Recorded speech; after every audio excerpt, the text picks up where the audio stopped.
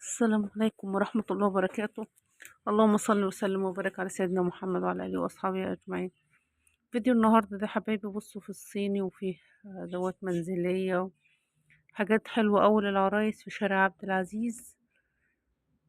دايما في كل جديد إن شاء الله، حاجات هتفيد البنات وتفيد ولادنا وتفيد بيتنا، واللي محتاجة أي حاجة هتلاقيها متوفرة إن شاء الله بإذن الله. هو فيديو سهل وخفيف كده، رب يعجبكم إن شاء الله بمشيئة الرحمن.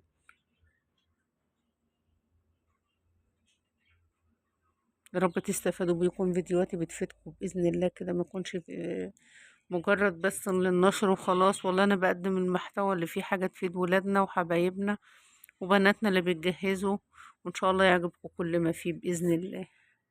وأشوفكم في فيديو تاني.